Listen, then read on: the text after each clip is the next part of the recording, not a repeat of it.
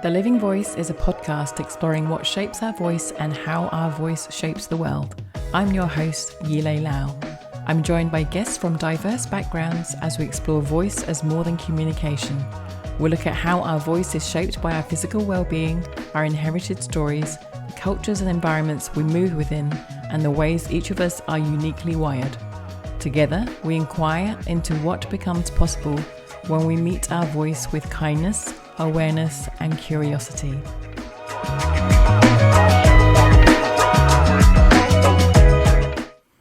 Welcome. I am so excited to be speaking with Sarina here from London. Hi, Sarina. Thank you so much for joining me. Hi, so good to be here. So for those that don't know you, can you tell us a little bit about yourself, whatever wants to come out, whatever you want to share, that people get a flavor of what you do and who you are? Yeah, I feel so honored to be invited to speak and connect and create in this space today. Thank you for having me. So my name is Sarina Mantle, but I also go by the name Sarina Leah. They're all my names. I'm Sarina Leah Mantle. Um, and I tend to use my Sarina Mantle as a way of my artistic practice, my creative practice, which is a visual artist. And for many years, I've always sung songs and songwrite as well alongside art. And I go by Serena Leah, so I kind of have those two names. But I've really enjoyed combining music and sound and also creating my own visual and sound art studio named Wild Sugar. So that's pretty much what I've been doing, and it's been such a beautiful journey. It's been probably about maybe 18 years of just freelancing and self-employment and creative living as a songwriter, singer, and visual artist. And so, yeah, it pretty much been a really powerful journey in terms of spiritually as well, because I think as a visual artist, I always wanted my the world that I was creating to um, hold space for me. So be like a kind of well-being space that I offered, but also nurtured me. So when I think of a business, I think of what I do more so as a way of life. Nice, Yeah. beautiful. And so the question I'm going to ask all the guests is like, what's alive for you in your life or work right now? Mm. Oh wow. Um, what's really blooming, I would say, what feels alive is the the kind of deeper works that I'm doing behind my creative practice, which is looking at like ecology, earth spirituality, and well-being and self-care as this focus behind all the creations that I'm doing. And this idea of building environments and sort of soft architecture through fabrics, and making spaces where people feel safe and warm and welcomed through textiles and sound. So it's great being interdisciplinary because in many ways it allows me to fully express myself. And this has just been a powerful process because I think I've always been a little bit disjointed, in the sense fragmented with the way that I previously used to see myself. I'd be doing one thing here, one thing there, and I intentionally, I think in 2024, I did some vision boarding and some real like focused clarity planning that I wanted to kind of bring it all together, and it's just bloomed into this kind of amazing vision that I've had to, create these immersive environments for people to listen, deep listening, to field recordings and songs and soundscapes, but at the same time be surrounded by my art as well, whether it's projected, whether it's textiles, whether it's people creating art in the space. Like, I think bringing it all together has just been such a beautiful feeling of aliveness. And it's just great to be in community as well. That's one of my favorite things, sharing directly with people face to face. That sounds amazing. So, how has it been received in your local community? Oh, oh, it's been so beautiful. It's been so beautiful. I mean, I think when you have a vision that you probably always knew you needed to do, but it kind of starts to take shape maybe 10 years after the initial seed, you feel it. I'm kind of been feeling my way through it, and to see it actually be a real thing. I've been doing, maybe I'm on my seventh event that I've created like that, and the response has been incredible. And one of my events, it was really beautiful. There was this wonderful guy who was sleeping, and you could actually hear him snoring. It was so great because it felt like, Sign of great wow, there's relaxation. this sense of deep, yeah, deep relaxation and like creativity all in one space. And that's been a dream of mine for a long time. So I think to hear great feedback, to hear people were stressed and they came into this immersive space, which kind of ignited something either creative or restful. It's just been so wonderful to be able to have the vision to create these spaces, which I need as well, I think, so it definitely feels very mutual in that sense. That's amazing. And it's a good reminder how you said that the seed was planted even like it could have been 10 years ago.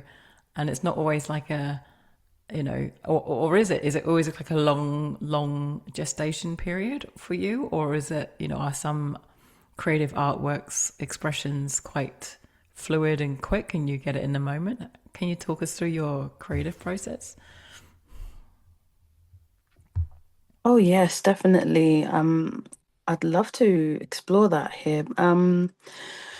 It definitely, I think my journey has been so full of mixed mediums, and I've kind of like to explore and experiment and play. And I think through that curiosity, it it puts me in the direction of a flowing state, which I feel guided, to be fair. Like, I feel I always have this sense of, okay, I've done enough of this. I want to try this. And the timing always feels really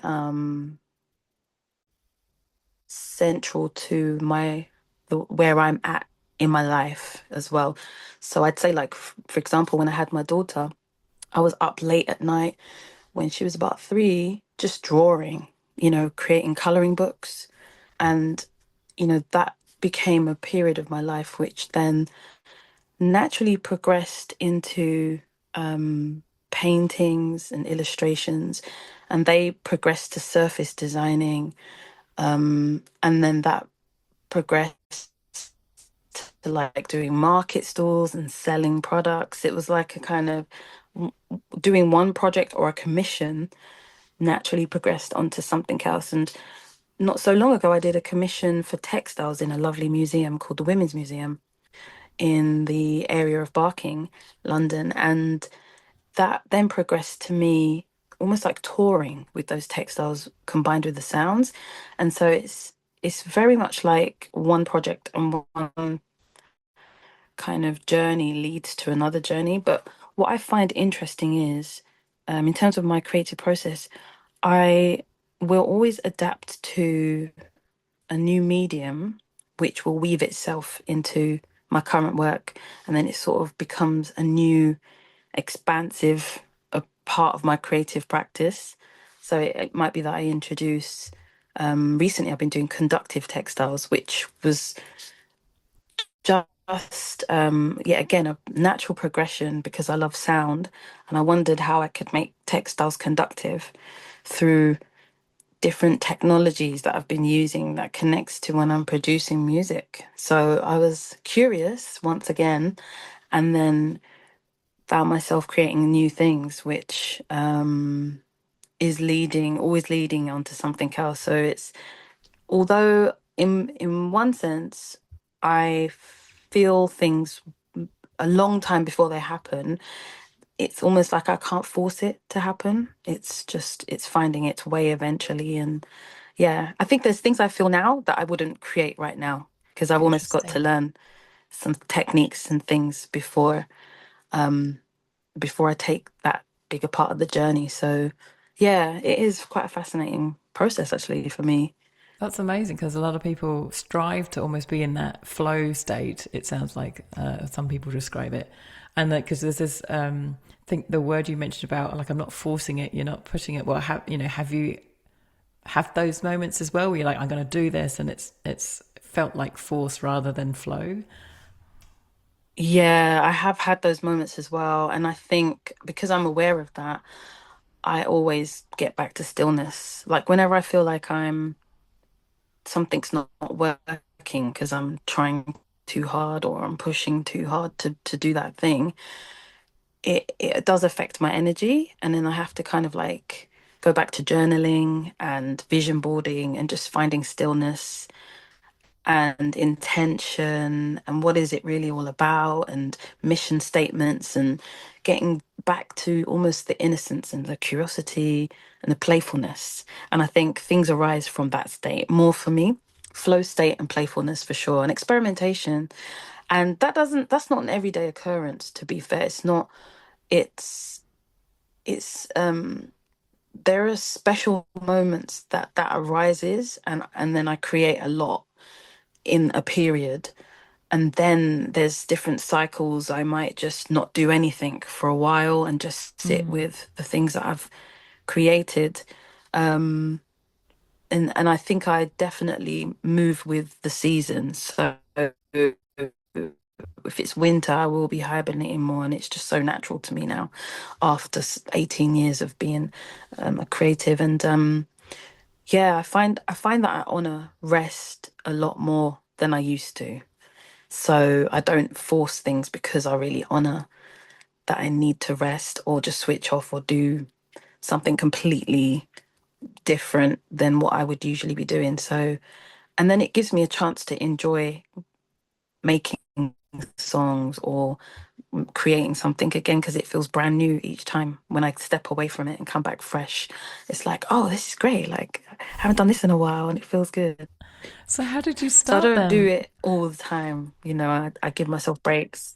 How did you start your creative journey? Because you My mentioned this journey, 18 like years. starting, yeah. I started I went the educational route. I had done after school, I had done my A levels, and then I went on to BTech Foundation and did my degree. And I started with a fascination for 3D fabric and garments and fashion. And I come from a background of seamstresses and tailors. My grandmother was a seamstress, and my mum also. So I was always surrounded by crafts in many ways, like threads. And one of my earliest memories was a thimble, this silver thimble that, my mum would use. And I remember it just being metal with little dots in it. And I used to be fascinated, like, is it a cup? Like, what is it? When you're small and it looks like a miniature, like Barbie doll toy. And I always remember thinking, wow, like, what do you do with it? And then I'd see needles and threads, and like my mom would have this little cushion with the pins in it. And my sisters also, they made clothes in their teenage years. So I used to see like these patterns and wool and things like that. So I think definitely my environment and my heritage coming from a family of tailors and seamstresses, but also agricultural people from the Caribbean of St. Lucia and Jamaica, I definitely have been influenced by trips to the Caribbean, seeing my grandma Mm. and my aunties and cousins that are tailors as well. Um, so yeah, my environment, and then fascination with design in general, just how things are made from 2D to 3D, from paper to like construction and wearable art and stuff. That's been fascinating watching that journey. And then also on the music side, my family would do house parties and gatherings, and there'd be like vinyl records playing, and my brother would be a DJ in my mum in his old bedroom. He'd be like spinning records in the 90s. And so I think, yeah, just surrounded by it and also seeking it myself, naturally fascinated by um the ability to manifest something from your mind, or from the ethers, from a sacred space, and just channeling, having the clarity enough for it to come through. It's been an honor, really, to be a vessel in that way So within nicely such a put. long period of time. And so when you Thank hear you. the word voice now, like what does it mean to you personally? Because you have so many different, like you said, mediums and of ways of expression. When someone says Mm. voice to you, what does that bring up? Oh wow, that's taken on a different meaning over the years, I must say. Many years ago, I think one of my first connections to the voice was when I heard a song, and it was "Who's Loving You" by Michael Jackson when he was a young boy. And I think that was one of my first vinyl records that I had as in my teens. And I just remembered the way he would do the riffs to his voice, and the way it touched me made me cry. And I was so young, but I was so aware Mm. that something was happening. For me Mm. to feel sound enough for it to make me cry. And also, I was singing it from my heart and feeling myself connect to this emotion. I've actually seen my daughter do that. And I was like, oh, I know, I understand what you're feeling right now, because I used to do that. I used to sing and cry and feel it so much, feel the sound so much. And I think the voice, when I look back at that memory, has always been sort of like this divine communication with kind of this high energy, this high vibration, which, has this power to align you or to ground you, and just deeply, yeah, it's just a very powerful communication and connection, I feel like, from a higher space, Mm. And I do feel like I'm connecting to source. Like when I create sounds, I don't feel like I'm doing it. I feel like it's coming through, and that's always been powerful because I think it gives me such a deep awareness that I don't own it. I'm just like observing and witnessing, and it's fun when you see it like that, because then it takes you away from the industry aspect of it, or the Mm. commercialization of it, or the performer side of it, and it's more so, actually, this is just my purest state. This is Wow. just the purest part of my being, just connecting. And so over the years, I think it's the voice and sound, I've really become I've become a lot more respectful of it, I would say. I don't just do it like before. Um I think I would what's the way to say it? It felt like I would do it unconsciously, but maybe now I'm doing it with more intention or more Mm. awareness or something of that nature, which is quite interesting because many years ago I went on a trip to Peru, and I had experienced a ceremony around plant medicines, and it was really powerful. This grandmother, root of the plant, and I felt sound in a different way.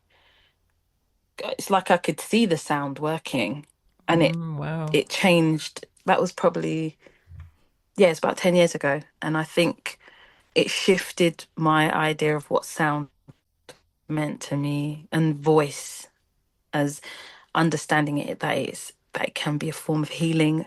And I think I became less interested in performing because of that experience as well. It was more like, um yeah, it's just so much more fascinated by the power of this, of what sound can do on a vibrational level. Like there's more responsibility than just um writing and singing songs. It feels more like it needs more intention behind it for me now, what I'm doing. And it's slower and it's more centered around, yeah, like earth spirituality and things that I'm doing. So, yeah, long answer, but it's Oh, definitely, there feels like a perfect. lot more responsibility for the voice. Mm. That's amazing. It sounds like a initiation or a awakening that part of your awareness. And you mentioned earth spirituality. Can you Yeah. talk more about that? Like, what do you mean? Is it with earth spirituality? Yeah. So I think what's been really powerful for me recently is I've been really sort of focused on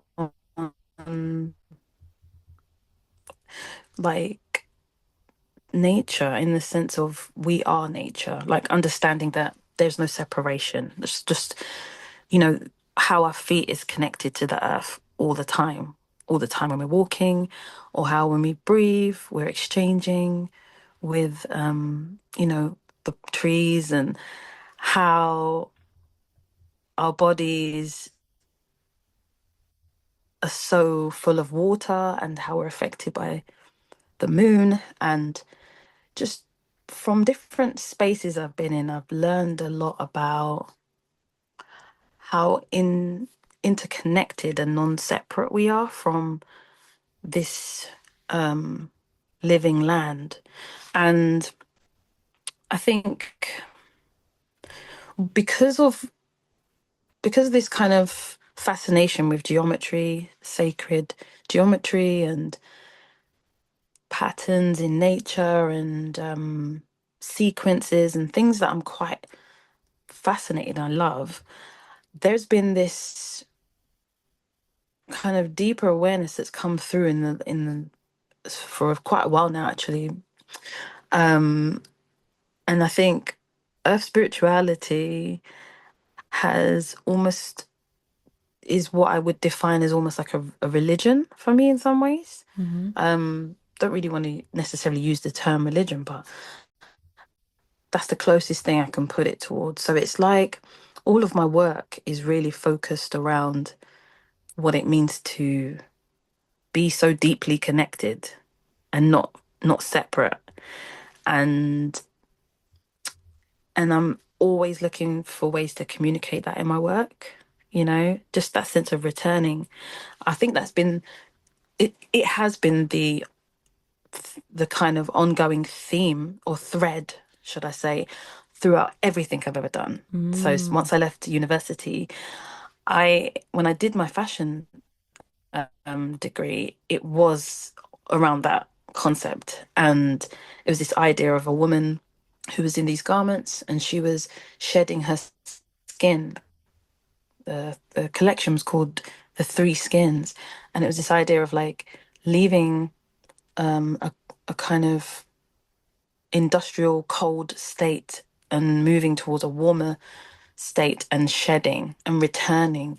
And this thread has like been with me for so long, and it's like something that, it's a knowingness that I have, that feels like before I was physically in this physical body, it's something that I know and that I'm seeking. And so, and there's a wisdom in there a lot of the time. So yeah, I think with earth spirituality, it's a deep sense of grounding for me, and it really is about me just it's about ecology. It's about a deeper understanding of connection and remembering and returning and yeah, and just really honoring cycles and seasons and understanding who I am. It's like a knowledge of self ultimately. Wow, that's what. Thank you for the beautiful images that are going through my mind here, and you've kind of touched on the different things. You're probably answering my question already around I have around like what shapes our voice, and you mentioned like the different cultural aspects of, and your environment, and then also that deep connection, but also the how your voice shapes the world. I'm wondering if that's are you being shaped by our environment, or like you said, is it that Mm, intentionality? It's like those two things. It's like, have you noticed how your expressions through those different mediums has influenced others? Have you, there's one I can really feel the mm, you being molded or guided by this life force, but and then do you see the kind of ripple effects? Like, how does that seem for you? mm. Oh gosh, that's such a wonderful and beautiful like question to ponder on. Um, I always wonder, w- outside of my close-knit family and my circle, who do give me feedback and generally do support and love what they hear and feel, as well as like being in environments and getting such kind feedback and things that often feels like people need it or want more of it and stuff. And so it, there's something in me that will do it regardless of feedback. You know, it's like something that I need to do, a soul calling. And I've had many signs that have told me I'm on the right path all the time.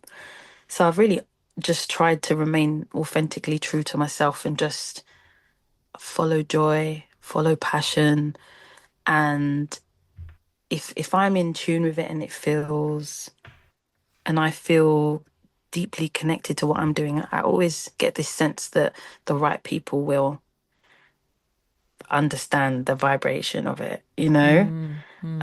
I have never had fear about that. I think I've always thought if I'm in alignment, then it will align with the right people that need it at the right time.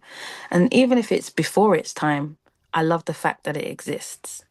That I love like vinyl records that were hard to find. And then when you find them, you're like, oh, this is like, I wish I heard this 10 years ago, but then it wasn't meant to be 10 years ago. It's like, this is the Ah, time now that it's connecting.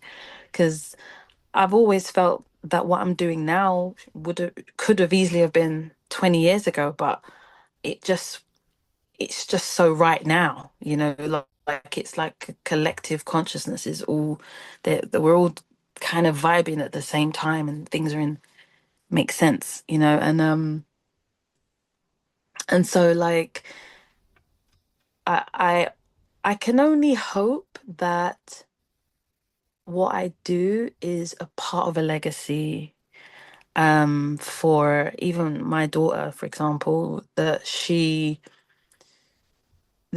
just surrounded by the things I'm doing, which will hopefully, in many ways, I hope it leads to generations of my lineage connecting to what I'm doing now. I've always had this vision, like imagine if it happens, it'll be great. And if not, I'm still grateful. But this idea that my great, great, great grandchild has a piece of my art or sounds and they oh, can hear something of this time we're living in, there's like that legacy, and maybe what I said was so informative for that generation, and that brings me smiles, and I like thinking about that, and it's beautiful to know, even if it's not my lineage, that that is the thing that music and visual arts does. It outlives you. And I think, wow, like what a powerful thing that you can have a sort of career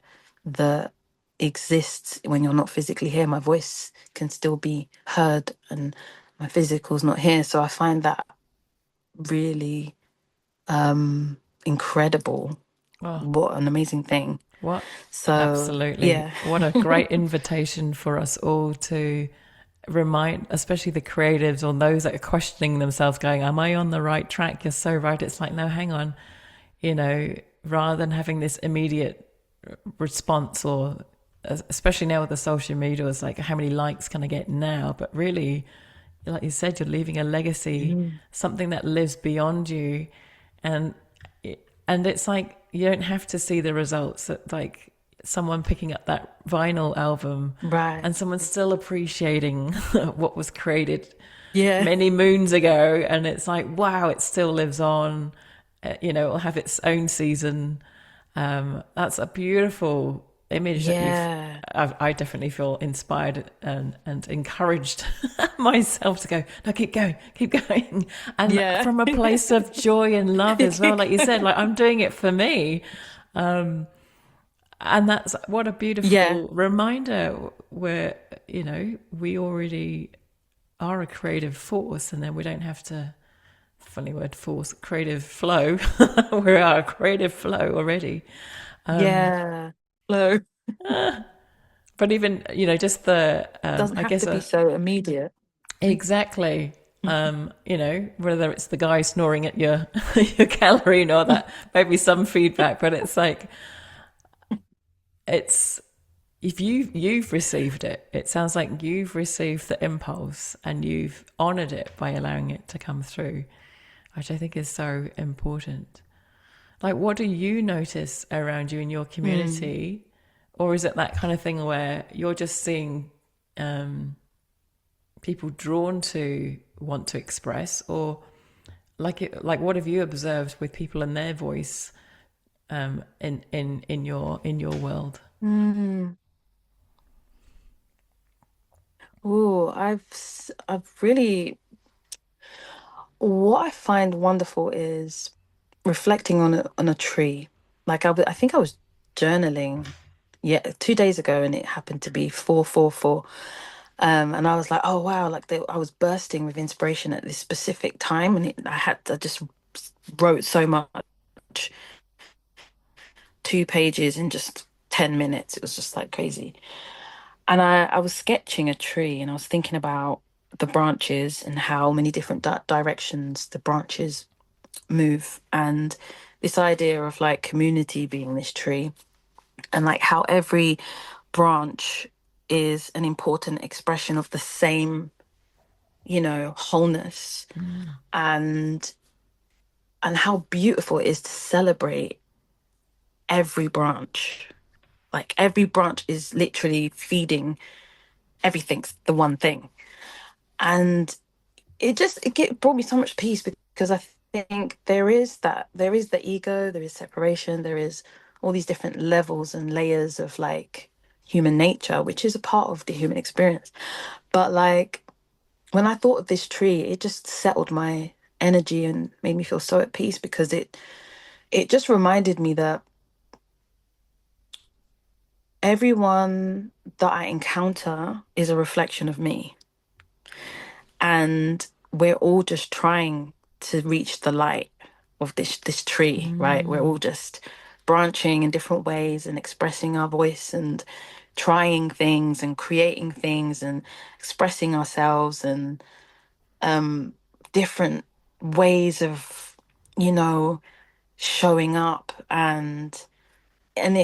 yeah, like the leaves are falling back to the earth, and returning and recycling and trying again. And it just brought me so much joy to think about that, because I know that I'm just one of those expressions as well on that branch. And so I'm no different from anyone else. And it's so beautiful to think about that. I'm just experimenting.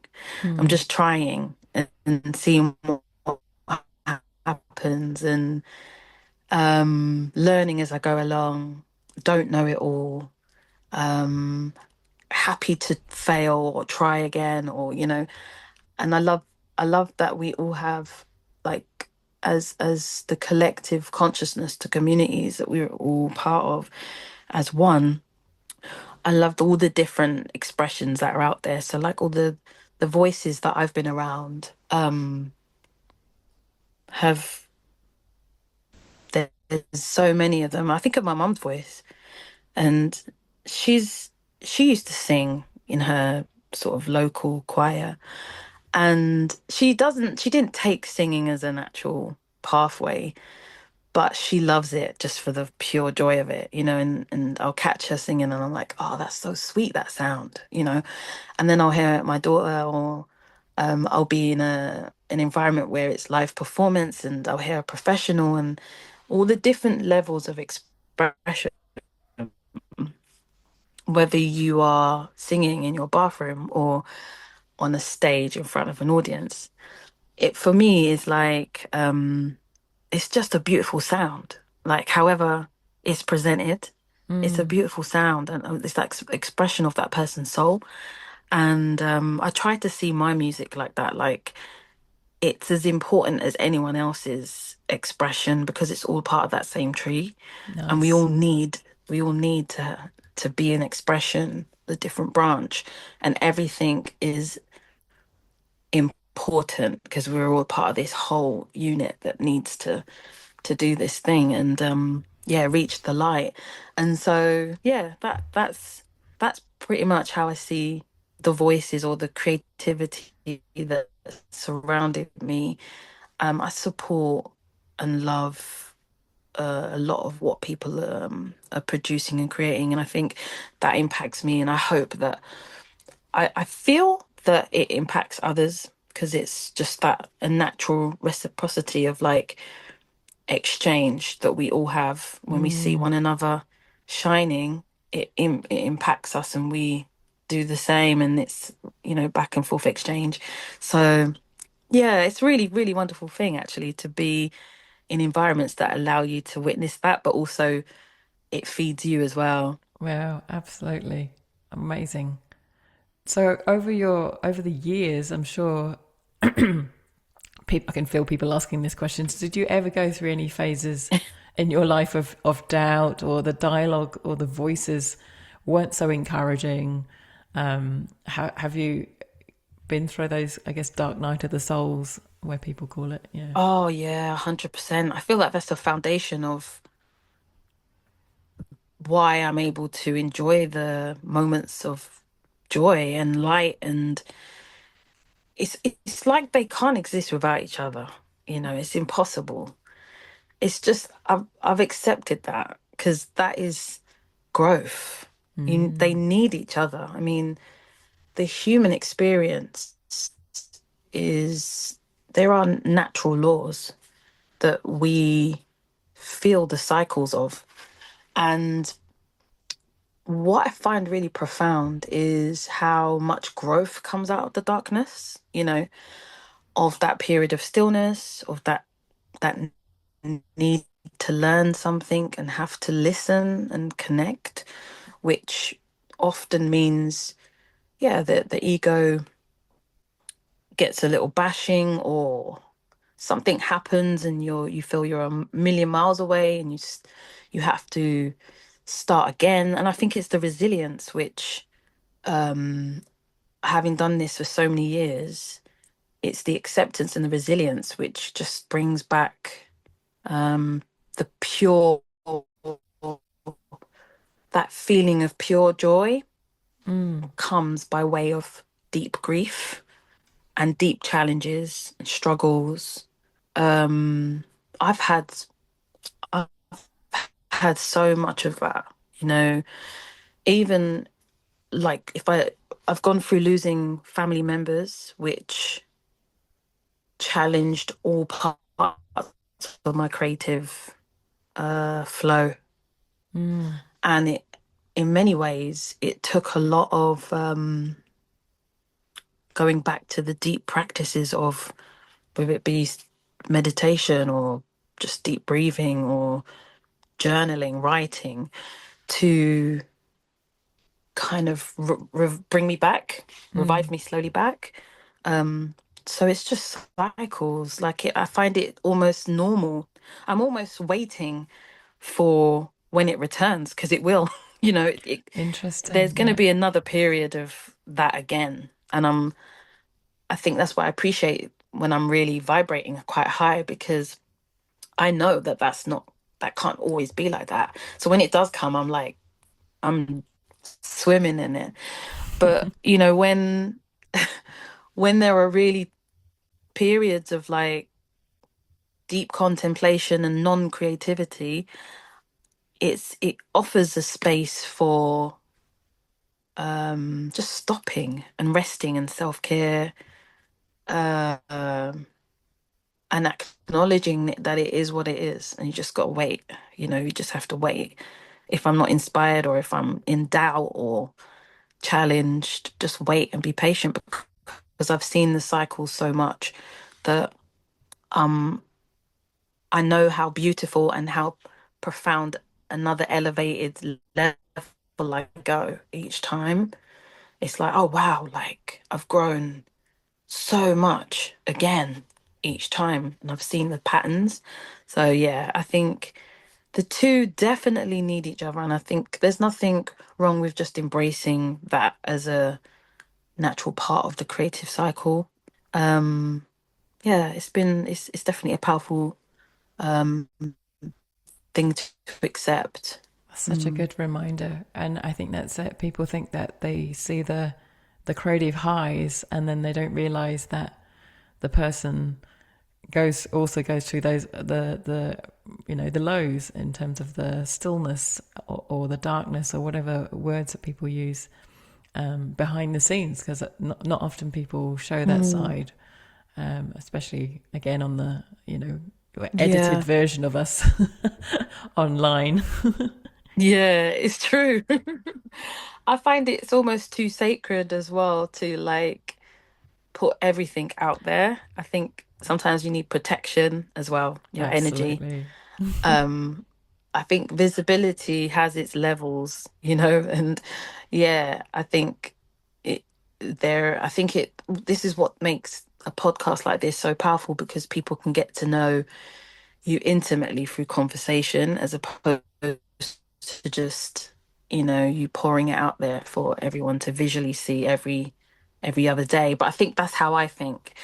Because I was brought up, I guess, by my mum who was always quite private. I think I've learned to be that way as well, which is quite interesting. And sometimes I do think about that, like what it takes to be so vulnerable on social spaces and things like that, and how much you can give, how much can I give, in terms of what I would consider protecting energy in order for me to kind of not feel stuck on a certain vibration. Because I think some things feel like they're not the vibration that um they're not a vibration that I necessarily want to always share. So it's very interesting. Mm, I need to be like in my hibernation space for that. So mm, it's kind of interesting. But I think different strokes for different folks, as they say, like whatever people feel works for them. But I think knowing myself, I've always been very cautious of like how what I feel and like who's the close people around me that I trust and stuff. So yeah. mm. Like you said, I like that. It's there's some parts of it that are required to be kept sacred. Um, yeah, and kept, not as a then otherwise, because Mm. some, not saying lots of people do that, like you said, different folks are different strokes for different folks, about the performative aspect of it, and Yeah. then you're like, oh, hang on, like here's me being vulnerable, and it's like, oh, hang on. Then it becomes this different thing. Yeah. I Yeah. really like that. It's and like you It's said, a we all different go thing. through Yeah. grow have these growing moments of whether you what you share and how much you share and who to, as a journey in itself. Mm. So, what Yeah. would you, again, coming towards the end of our chats, but is there anything you would like to see humanity voice more of in the world? You mentioned the tree and the branches, but like, do you have yeah, what would you like to see? Mm. Yeah, what would I like to see? Goodness me. Um, I feel like what's interesting is there is such a consciousness that's happening where I do, do feel there is the sense of awakening that's taken place for a while now, where like the information age that we're in has we have access to a lot of knowledge and things. And so I think to some extent, I, I don't know, maybe I can be corrected if this might come across not true for what other people might think. But for me, there feels like there is a divide on the planet of really awakened beings, and then people that also are holding on to old systems and old ways. Interesting divide for me makes me think about the yearning that I've always had for that collective are who are so alive within their spirit that they want to transform and create new ways of doing things, like transforming the system in some ways and finding new ways of living and new ways of like gathering and collective harmony and non-separation. And you know, they desire peace and love and joy and lightness. And there's that sense of like there is that sense of sort of like a utopia, beautiful beings that want this. And I see it all the time and I'm like, oh wow, like that's how I feel, and it's so nice it's so nice to hear people speak that way. um and I think, yeah, I think my desire is to like be around that energy, be around that kind of knowingness that there's hope and things can get better and that we can create our reality if we really want to as a collective. It starts with ourselves. I do believe it starts with our minds, how we think, how we eat, what we're surrounded by, what we mentally take in.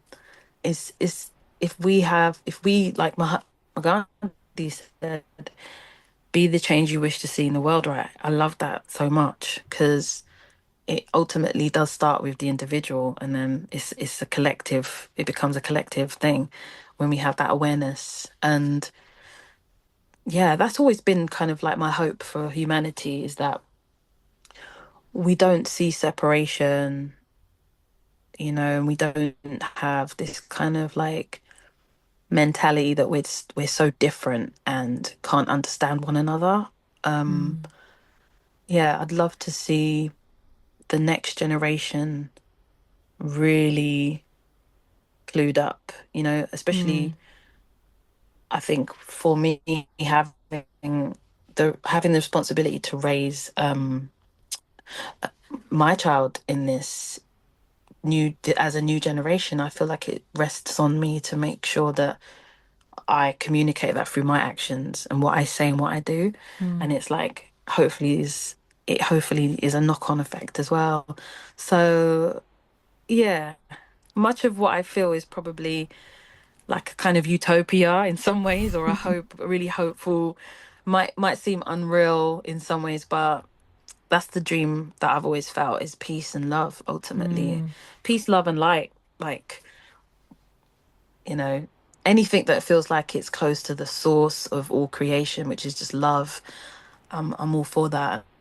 I hope for humanity to have that, amidst what will always be the duality of wars and pain and stuff, but I think hope is really necessary and important part of the balance of that, duality is that we've always got that. If we lose that, that's worrying, but we need that seed of hope. Seed of hope. So, with that said, is there a final permission or reminder you'd like to offer listeners about their own voice? Wow. Oh yeah. Because I'm such a fan of like mm, mm, different forms of creativity, whether it be sound or visual arts. And I think everyone has a muscle, whether they whether they know it or not, everyone has the ability to create, right? We're always creating. We're always in a creative state, regardless of what it is that we do particularly. And I think where my work is centered around relaxation and well-being and self-care and things, my offering would be really just for people to take the time to be curious, and playful and relax and slow down. There's a lot going on in the world. To just find moments, pockets of calmness with the land and with community.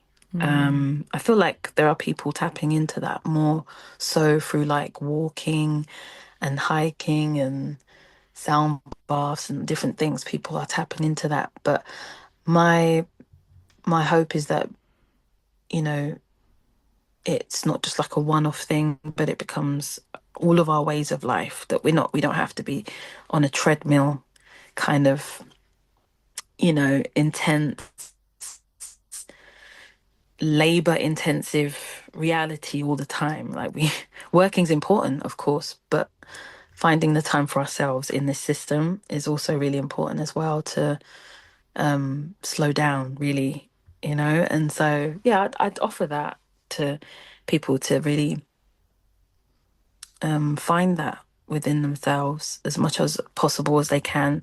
And if creativity comes through it, or a project comes from it, then amazing, something that can last as a legacy. But ultimately, even if it's just for yourself and people get to do something different and fun. I'm trying to challenge myself to do like use clay or, try different mediums all the time. So I think, yeah, experiment, explore, create.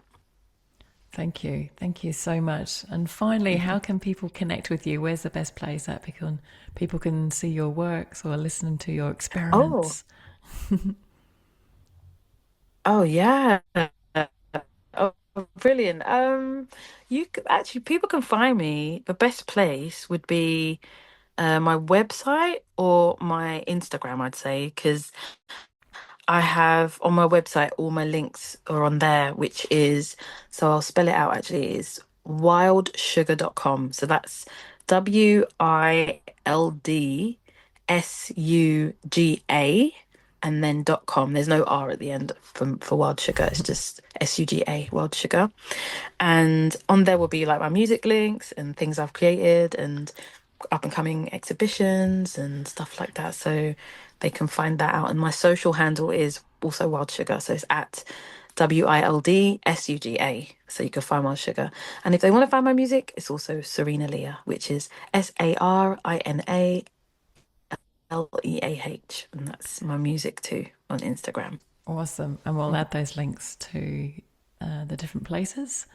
Thank you so much, Sarina, for joining me here in this space and sharing your wisdom and your inspiration. I definitely feel really uplifted from our chat. So